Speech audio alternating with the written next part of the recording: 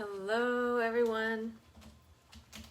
I'm here to do my daily sharing and I have a couple things I wanted to talk about. So we're coming up to the full moon. It's going to be a full moon in Aries at 27 degrees and 26 minutes. And in case you don't already know, today Mercury is direct and Jupiter is direct, which is super exciting. These are the guides of the rulers to the North Node and the South Node right now, because the North Node is in Gemini. Mercury rules Gemini, or guides Gemini energy, and Jupiter rules Sagittarius, or guides Sagittarius energy and consciousness, right? So these two planets are direct today, which is so exciting.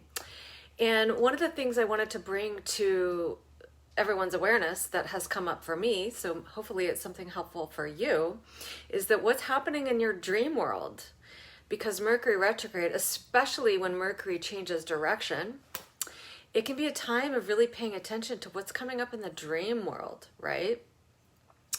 Mercury is the guide to Virgo, and its opposite sign is Pisces, and Pisces has a co-rulership of Jupiter and Neptune. And Pisces is the realm of dreams. So being that Mercury and Jupiter went direct today, what's your dream world been like? It's a great time to be looking at that and noting what came up in your dreams, because this is the subconscious really speaking to the conscious, right? So whatever you're remembering in your dreams could be clues to your own consciousness and moving forward with this Mercury and Jupiter direct, right? So I was looking at the full moon chart. The full moon is going to be on October 20th. And, you know, we know that Mercury is opposing Chiron. If you've been following me, you know that because I've been talking about it a lot. So in the full moon chart, Mercury is opposing Chiron. And really, this can just be having us really recognize patterns and habits and perceptions and thinking in regards to our relationship to ourself and our own identity and our relationship to others. And, you know, on a certain level, our identities are changing, right? They're always changing, really, because we're hopefully always evolving and really circulating energy. And so Chiron and Aries is really about, you know, acting on your own behalf in the present moment and based on your own really unconscious desires of evolution and evolution of the soul. So Mercury opposing Chiron right now as it turns direct today is, cueing us if we're paying attention to the patterns. It could be patterns in our dream world as well, right?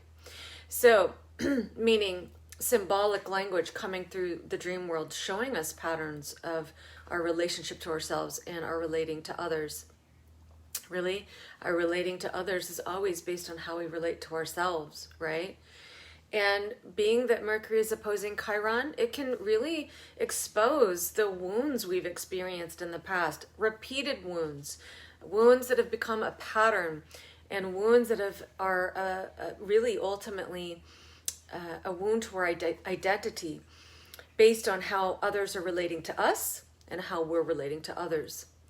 And what we do from here is really going to be based on how we're really relating to ourselves and valuing ourselves, because Mercury is in Libra, and Libra is guided by Venusian energy. It's the yang side of Venus. And so if there's things in our relationships or ways in which we're relating to ourselves that are really not coming from a place of self-value and self-love, self-esteem, self-worth, then it really has us go back in on ourselves and really look at where it is we can change our vibration within, which is the yin form of Venus in Taurus, and really have this internal recalibration to our own self-value and self-love based on our own evolutionary purpose in this life, right? So the full moon is on October 20th. It's at 27 degrees, 26 minutes of Libra sun, 27, 26 minutes. Aries moon, 27, 26 minutes. So it's an opposition. So this can really bring this reflection in the internal world, right? So the sun is opposing the moon. The moon's the internal world, how we're internalizing the outside world, right? So there's this opposition. And is there a gap in what we actually are, the reflections that are coming in the outside world? And how can that inform us to make completions to what has been past and actually get us ready for creating something new? So Mars in this chart is actually coming to almost an exact last quarter square to Pluto in Capricorn. Mars is at 23 degrees, 20 minutes. Pluto in Capricorn's 24 degrees, 22 minutes. It's within a degree. So this last quarter square, can really be wanting to, it's like, it's a completing square, right? So there's chapters of our own instincts to act on our own behalf in regards to structures of consciousness, how we've structured our consciousness in the past, really coming to completion with cycles in that way so that we can be ready for creating new cycles and in structures of consciousness, right?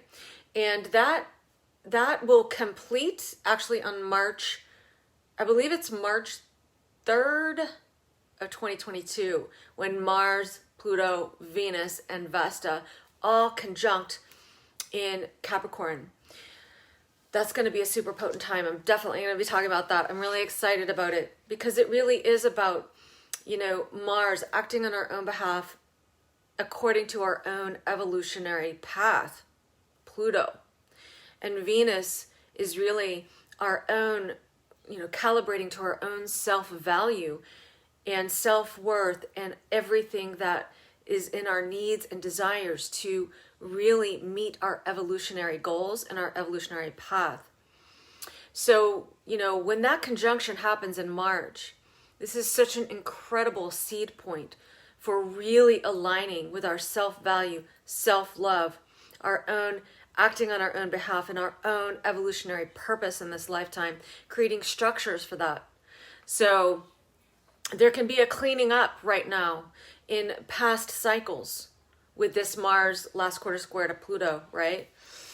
So being aware of that, I think, is really helpful. And there was something else I wanted to talk about in this chart. Oh, I know what it was. So I really wanted to share this beautiful piece of, I always like to look at the Chandra symbols of the degrees. The Chandra symbols were they were written by Alise A, and he describes every energetic degree of each sign. If you don't already know, there's 30 degrees in each sign. So he actually describes each degree. They're very poetic and beautiful. And I'll just say that this full moon at Aries 28 the title of this degree is called A Wreath of Laurel Placed on the Head of an Old Man. Now, it's quite long, so I won't go into it, but I want to share this one piece that I think is really beautiful and helpful as we move into the full moon.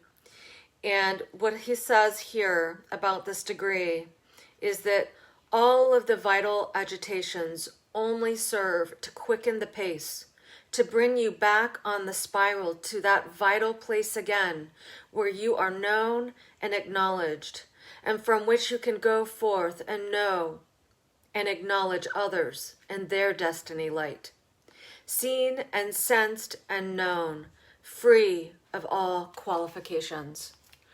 So, the thing is that with a full moon, there can be tension, there can be agitations, right? And those agitations are actually to inform us of changes that need to be made to complete cycles so that we're embarking on new cycles in which our soul is to be known, in which we are actually really in alignment with our own knowing of ourselves. And in relationship to others, when we are knowing ourselves and in alignment with ourselves, then we can actually be truly seen by others and also truly see others. But if we don't know ourselves well, This is where we project onto other people our own unconscious content, our unresolved content that is out of alignment with our true soul, with who we are on a soul level. Libra and Aries is always going to be about projections. It's managing the projections. And Libra and Aries is really about taking back our projections, really recognizing that we can only see the outside world as much as we can see ourselves. And so if there are agitations in the outside world, it's our cue to go inward and realign with our own self-worth, self-value, and really getting to understand what it is that's agitating us so that we can resolve it and come in alignment with who we are on a soul level, so that then we can actually see others on a soul level. So I hope this is helpful. And if you have any insights, questions, comments, I would love to hear what you have coming up in your consciousness and bubbling up in your consciousness. It always makes the conversation more rich for everyone that's watching. If you're hopping on, thank you so much for hopping on. It means a lot to me to see your names. And if you're watching the replay, thanks for watching the replay. And